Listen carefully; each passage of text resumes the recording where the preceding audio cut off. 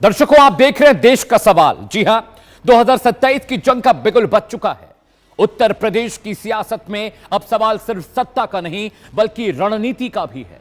एक तरफ भारतीय जनता पार्टी है, जी हां, जिसने पिछले कई चुनावों में संगठन, हिंदुत्व और कल्याणकारी योजनाओं के सहारे मजबूत चुनावी प्रदर्शन किया है। दूसरी तरफ समाजवादी पार्टी के अध्यक्ष अखिलेश यादव है, जो पीडीए यानी पिछड़ा दलित अल्पसंख्यक के जरिए नया सामाजिक समीकरण बनाने की कोशिश कर रहे हैं। क्या सिर्फ पीडीए के दम पर बीजेपी का विजय रथ रोका जा सकता है, या फिर बीजेपी का संगठन, बूथ मैनेजमेंट और व्यापक सामाजिक समर्थन विपक्ष की राह फिर मुश्किल बना देगा? क्या रोजगार, महंगाई, किसान और युवाओं के मुद्दे 2027 की राजनीति का केंद्र बनेंगे? क्या धार्मिक और सामाजिक प्रतीकों का राजनीति में एक नया मोड़ आने जा रहा है? और क्या यूपी में मुकाबला अब सिर्फ दो दलों के बीच सिमटता जा रहा है? क्या अखिलेश यादव के पास बीजेपी को सत्ता से बाहर करने का कोई प्रभावी रोड मैप है, या 27 में भी बाजी बीजेपी के हाथ रहेगी? सबसे पहले अखिलेश यादव और योगी आदित्यनाथ साहब को सुनिए। अखिलेश जी, अयोध्या को तो राम भक्तों ने सजा और संवार दिया है। आप उसकी चिंता मत करिए, पश्चाताप करिए, एक बार रामलला का दर्शन कर लीजिए। कम से कम इसी से और सद्बुद्धि आए। अगर सचमुच अपने को धार्मिक कहलाने का प्रयास कर रहे हो तो मथुरा वृंदावन पे खुल करके बोल दीजिए, लेकिन आप में हिम्मत नहीं, क्योंकि आप तो मुल्ला और मौलवियों के सामने घुटने टेकने के सिवाय आपके पास कोई ऐसा एजेंडा नहीं जो प्रदेश के विकास के लिए हो। जिस तरह से महंगाई है, बेरोजगारी है, उसको अगर कोई खत्म कर सकता है तो समाजवादी नीतियां, समाजवादियों का आज भी काम दिखाई दे रहा है। जयप्रकाश नारायण इंटरनेशनल सेंटर के सामने आज भी बीजेपी का विकास फीका है।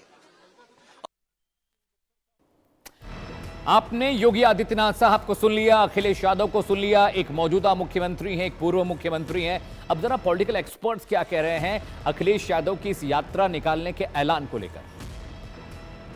बीजेपी को टक्कर देने के लिए अखिलेश यादव को कहीं ना कहीं लोगों के दिलों में ये जगह भी बनानी पड़ेगी और ये विश्वास भी दिलाना पड़ेगा कि आप कितने हिंदूवादी हैं और कितने आप मंदिर मस्जिद या कितने आप धार्मिक हैं, धर्म का क्या महत्व है आपके लिए। तो ये सब चैलेंजेस इस बार 2027 के चुनाव में समाजवादी पार्टी और अखिलेश के लिए रहने वाले हैं।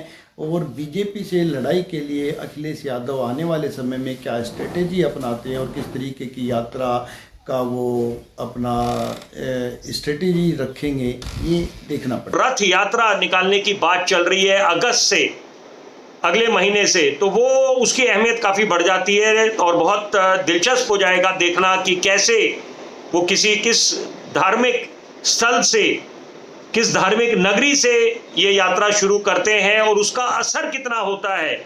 ये बहुत दिलचस्प हो जाएगा कि वाकई में क्या उत्तर प्रदेश की जनता, उत्तर प्रदेश के वोटर की ये बातें गले उतरेंगी कि एक तरफ जो पहले जो रणनीति थी या जो विचारधारा थी, और उसके बाद अब इस समय जब रथ यात्रा निकालने की बात आ रही है, तो ये देखिए बड़ा दिलचस्प हो जाता है। तो दर्शकों, आपने एक्सपर्ट्स को सुन लिया। अब देश का सवाल भी सुन लीजिए, जिस पर हम चर्चा करेंगे। देश का सवाल नंबर 1, क्या अखिलेश की पीडीए रथ यात्रा 2027 का गेम चेंजर बनने जा रही है? बहुत क्रूशियल सवाल। सवाल नंबर 2 आपकी स्क्रीन पर, क्या धार्मिक स्थलों से यात्रा शुरू करना समाजवादी पार्टी की नई सॉफ्ट हिंदुत्व की रणनीति को दर्शाता है? सवाल नंबर 3, जिस पर हम चर्चा करेंगे पैनल से, क्या पीडीए फॉर्मूला 2024 लोकसभा की तरह 2027 में भी असर दिखाएगा, काम करेगा? और सवाल नंबर 4, क्या बीजेपी की हिंदुत्व राजनीति का जवाब अब समाजवादी पार्टी उन्हीं की भाषा में दे रही है? सवाल नंबर 5, जो मैं पैनल से जरूर पूछूंगा, अखिलेश यादव के इस कदम से क्या मुस्लिम वोट बैंक उनसे नाराज हो सकता है, क्योंकि उन्होंने कहा है कि सभी अहम धार्मिक स्थलों से ये यात्रा गुजरेगी। जी हां दर्शकों, अगले घंटे लगातार पूरा विश्लेषण आपके लिए मैं लेकर आया हूं। उस विश्लेषण के जरिए मैं आपको यूपी की सियासत, वहां पर किस करवट उठ बैठने जा रहा है। अखिलेश यादव ने एक बड़ी रथ यात्रा निकालने का ऐलान किया है, उसके मायने, मतलब, इम्कान क्या होने जा रहे हैं। लेकिन दर्शकों, सबसे पहले आपको बता दूं कि अखिलेश यादव ने जो बात कही, अखिलेश की रथ यात्रा किसके लिए खतरा? जी हां, अखिलेश का जो पॉलिटिकल प्लान है दर्शकों, उस पॉलिटिकल प्लान से आपको वाकिफ करा दूं, उसके बाद हम और विषयों पर चर्चा करेंगे और मसलों पर जाएंगे। लेकिन रणनीति बहुत कारगर लग रही है। अखिलेश यादव ने जो ऐलान किया, उन्होंने कहा 2027 चुनाव से पहले पीडीए रथ यात्रा की तैयारी कर रही है। रथ यात्रा देशव्यापी होगी। एक रथ यात्रा लालकृष्ण आडवाणी ने भी निकाली थी। रणनीति नंबर 2 आपकी स्क्रीन पर, यात्रा के दौरान धार्मिक स्थलों में पहुंच बनाई जाएगी। इसका मतलब क्या है? रणनीति नंबर 3 जिसका जिक्र हुआ है, पार्टी का उद्देश्य सामाजिक समर्थन जुटाना है। पीडीए का टूल ऑलरेडी उनके पास है, तो फिर किस तरह का सामाजिक समर्थन? क्या राजपूत, ब्राह्मण और बनिया वोट बैंक की बात हो रही है? रणनीति नंबर 4, यूपी में संगठन को बूथ स्तर पर सक्रिय करना, यह भी एजेंडे में रहेगा अखिलेश यादव साहब के। रणनीति नंबर 5 आपकी स्क्रीन पर आने जा रही है, अलग अलग जिलों में जनसभाएं, संवाद का कार्यक्रम भी अपनी रथ यात्रा के दौरान अखिलेश यादव जी करेंगे। रणनीति नंबर 4, 5 और ये छठवीं स्ट्रेटजी 6 क्या है? सामाजिक समूहों से संपर्क अभियान चलाया जाएगा, उनसे बातचीत का सिलसिला आगे बढ़ाया जाएगा। जी हां, अलग अलग जिलों में यह यात्रा जाएगी, सामाजिक समूहों से संपर्क साधने की कोशिश होगी। और रणनीति नंबर 7 आपकी स्क्रीन पर आने जा रही दर्शकों, बहुत क्रूशियल, बहुत इंपॉर्टेंट, समाजवादी पार्टी के 2027 चुनाव की सबसे बड़ी इसे राजनीतिक तैयारी के तौर पर आप देख सकते हैं, समझ सकते हैं। आगे बढ़ते हैं, अगले ग्राफिक्स पर आते हैं। आपको मैंने एजेंडा साफ कर दिया कि अखिलेश यादव जी ने अगर ऐलान किया है कि वो रथ यात्रा निकालने जा रहे हैं, उस रथ यात्रा के मायने, मतलब क्या होने जा रहे हैं दर्शकों। और समझिए, यूपी की सियासत का कोर वोट बैंक कौन कौन सा है वो बता देता हूं। वोट बैंक 1 गैर यादव और ओबीसी जो वोट बैंक है वो बहुत क्रूशियल, बहुत इंपॉर्टेंट है। जी हां, वोट बैंक नंबर 2 कौन है?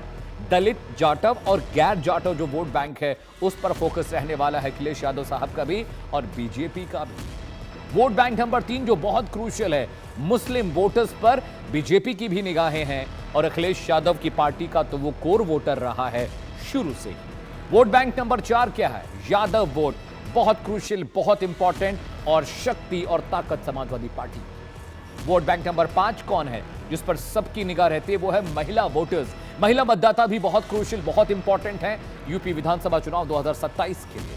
वोट बैंक नंबर 6 युवा और पहली मर्तबा वोट डालने वाले यानी फर्स्ट टाइम वोटर्स जो हैं, वो भी बहुत क्रूशियल एक रोल प्ले करेंगे सरकार बनाने में। वोट बैंक नंबर 7 पश्चिमी यूपी के जाट और किसान समुदाय, इन्हें आप कैसे भूल सकते हैं? ये भी बहुत बड़ा वोट बैंक है और ये पश्चिमी उत्तर प्रदेश में समीकरण बदलने का मादा, ताकत, शक्ति और सामर्थ्य रखते हैं। आगे बढ़ते हैं दर्शकों, अगले ग्राफिक्स पर आ रहे हैं। जी हां, 2027 के चुनावी मुद्दे जिन पर चर्चा करनी बहुत जरूरी है, वो चुनावी मुद्दे क्या हैं और जिन पर सियासत भी होगी और वोटर्स को रिझाने की कोशिश भी। आपकी स्क्रीन पर वो ग्राफिक्स लाने जा रहा हूं मैं तमाम मुद्दे आपको बता